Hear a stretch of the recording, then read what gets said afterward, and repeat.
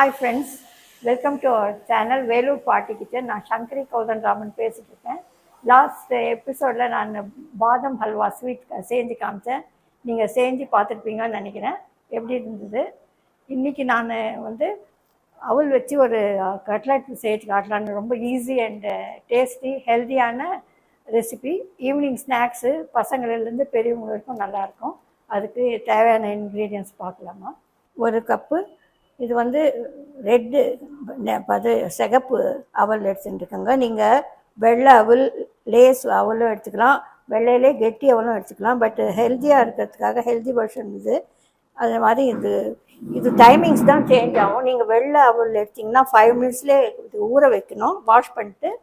இது கொஞ்சம் ஒரு 1/2 ஹவருக்கு முந்தி இந்த ரெட் அவல் கெட்டி அவல், அதனால ஒரு 20 மினிட்ஸ். அது பாருங்கள், இந்த சிகப்பு அவல் இது கெட்டி அவலுங்க. இது இப்போ இதில் 1 கப் எடுத்துட்டுருக்கேன். 1 கப்புக்கு நீங்கள் ஒரு உருளைக்கிழங்கு ஆல்ரெடி வேக வச்சு தோல் நீக்கி எடுத்து வச்சுட்ருக்கேன்.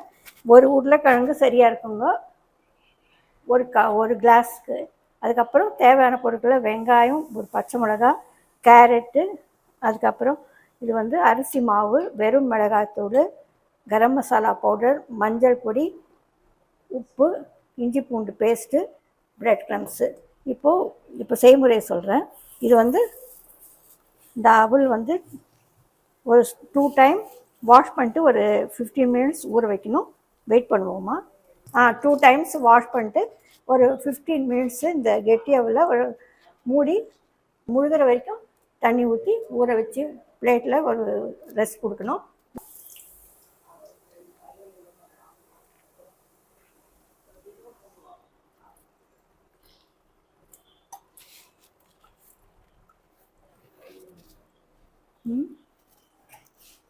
கழுவுறதெல்லாம் காட்டுவானா?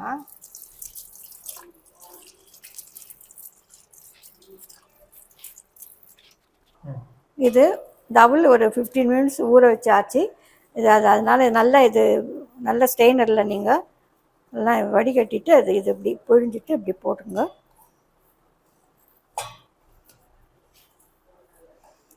ஒரு கப்பு அவளுக்கு ஒரு உருளைக்கிழங்கு ஆல்ரெடி வேக வச்சு தோல் நீக்கி எடுத்து வச்சிட்ருக்கேன். இதுக்கு தேவையான இன்க்ரீடியன்ஸ் எல்லாம் இப்போது உப்பு, ஒரு மஞ்சள் பொடி, அதுக்கப்புறம் கேரட்டு, நீங்கள் பீட்ரூட்டு, கொஞ்சம் வெஜிடபிள் மிக்ஸ்டு வெஜிடபிள்னால் அப்புறமா எது வேணால் சேர்த்துக்கலாம். உருளைக்கிழங்கு, இப்போ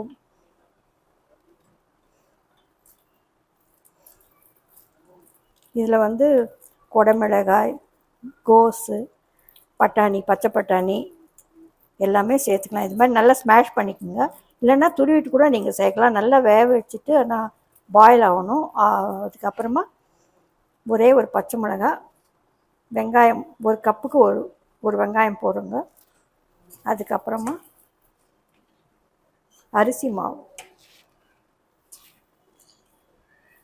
2 ஸ்பூன்ஸ் போட்டிருக்கேன். கரம் மசாலா ஒரு 1/4 ஸ்பூன் சேர்க்குறேன்.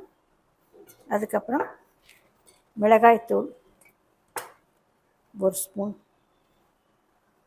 காரத்துக்கு ஏற்ப, இஞ்சி பூண்டு விழுது,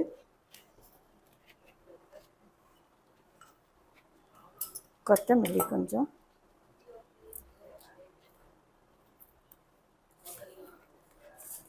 இப்போ நல்லா மசிக்கணும். இதெல்லாம் மிக்ஸ் பண்ணணும். நல்லா ஒரு மிக்ஸ் பண்ணிவிட்டு அதுக்கப்புறம் பிரெட் க்ரம்ஸு ஆட் பண்ணணும். பிரெட் க்ரம்ஸ் டேஸ்ட் கொடுக்கறதுக்கு அப்புறம் ஒரு நல்ல ஒரு கிறிஸ்பினஸ் கிடைக்கும். இதனால 2 டேபிள் ஸ்பூன்ஸ் போட்டிருக்கேன். இப்போ இதெல்லாம் மிக்ஸ் பண்ணிட்டு கட்லட் ஷேப்புக்கு கொண்டு வரலாம். வெயிட் பண்ணலாம். இது நல்லா மிக்ஸ் ஆகணும். இப்போது ஸ்டவ் ஆன் பண்ணிவிட்டு கொஞ்சம் ஹீட் ஆகட்டும். இது ஷாலோ ஃப்ரையும் பண்ணிக்கலாம் நீங்கள். இல்லை தோசை தவாவில் நீங்கள் லெஸ் ஆயிலில் கூட பண்ணலாம். நான் இப்போ லெஸ் ஆயிலில் தான் காமிக்கிறேன்.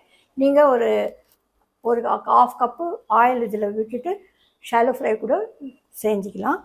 இது இப்போ இந்த பிரெட் க்ரம்ஸ் எல்லாம் எல்லாமே சேர்த்தாச்சு. இஞ்சி பூண்டு விழுது, எல்லாம் ஆல்ரெடி இது மாதிரி கொஞ்சமாக ஆயில் கையில் அப்ளை பண்ணிவிட்டு அதுக்கப்புறம் ஒரு ஒரு பால் மாதிரி இது எடுத்துக்கணும்.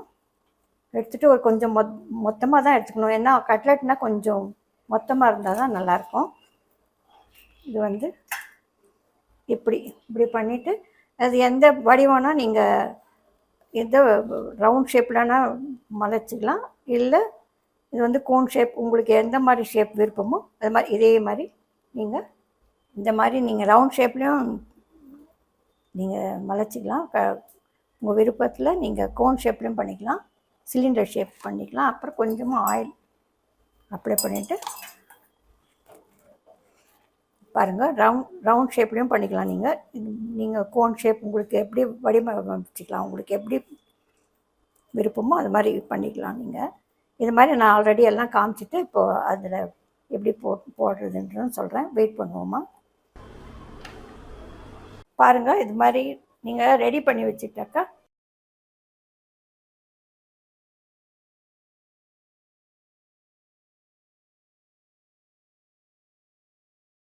நீங்கள் ஃப்ரிட்ஜில் வச்சுட்டு கூட ஈவினிங் குழந்தைங்க வந்தப்போ நீங்கள் இந்த snacks item, coffee or tea எதுக்குனாலையும் கொடுக்கலாம். நீங்கள் இது குழந்தைங்கலேருந்து பெரியவங்க வரைக்கும் நல்லாயிருக்கும் சாப்பிட்றதுக்கு. ஹெல்தியான கட்லெட், வெஜிடபிள்ஸ் எல்லாம் போட்டு கூட செய்யலாம். நீங்கள் இப்போ இதுக்கு ஸ்டவ் ஆன் பண்ணி இந்த பேன் சூடு இருக்கு. இப்போது கொஞ்சம் ஆயில் விட்டுட்டு இப்போ கட்லெட்டை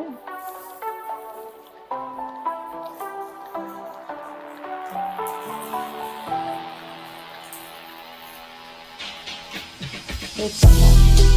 இது கொஞ்சம் ஸ்லோ ஃப்ளேம்லேயே இது வேக விடணும். வெயிட் பண்ணலாம்.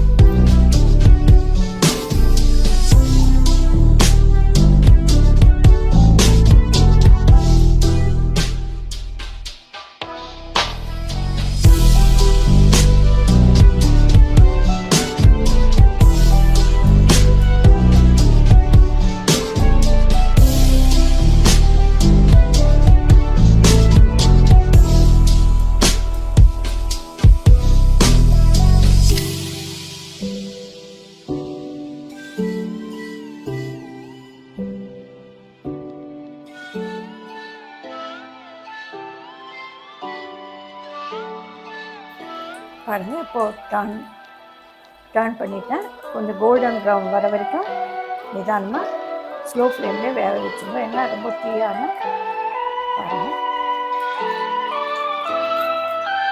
கொஞ்சம் வேகட்டும்.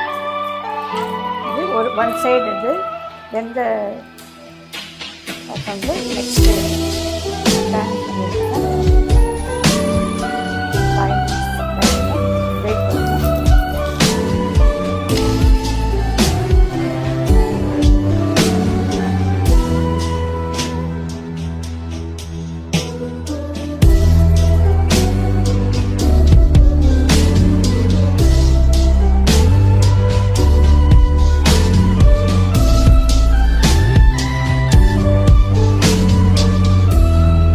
வெஜிடபிள்ஸ் கூட நீங்கள் பீட்ரூட் கொஞ்சம், அப்புறம் பீன்ஸு, கோஸ், அதுக்கப்புறம் பச்சை பட்டாணி எல்லாமே சேர்த்துட்டு கூட செய்யலாம். நீங்கள் ஒரு உருளைக்கிழங்கு வச்சு கூட நீங்கள் ஆனியன்ஸு இருந்தால் ஆனியனில் கூட வெறும் ஆனியனில் கூட பண்ணலாம்.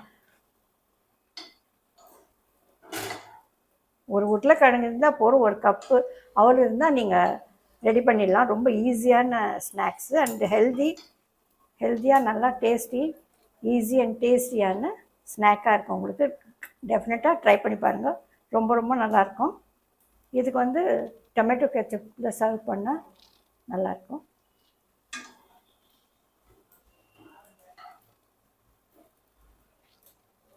இந்த மாதிரி கோல்டன் ப்ரௌன் வர வரைக்கும் கொஞ்சம் வெயிட் பண்ணணும்.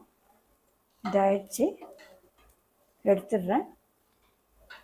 இதெல்லாம் கொஞ்சம் வேகணும், வெயிட் பண்ணுவோமா. பாருங்கள், ரெடி ஆயிடுச்சு அவல் கட்லெட்டு. ரொம்ப ஈஸியான அவல், ஒரே ஒரு கப்பு அவல் இருந்தால் நம்ம ஒரு 10 மினிட்ஸில் இதை ரெடி பண்ணிடலாம். எல்லாம் வெங்காயம், உருளைக்கிழங்கு இருந்தால் கூட நீங்கள் இந்த அவல் இதில் கட்லெட் செய்யலாம்.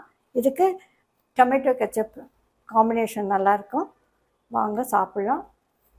இந்த வீடியோ உங்களுக்கு பிடிச்சிருந்தா லைக் பண்ணி ஷேர் பண்ணுங்கள். அடுத்த டிஷ்ஷில் உங்களை நெக்ஸ்ட் வீடியோவை சந்திக்கிறேன். பாய். சங்கரி.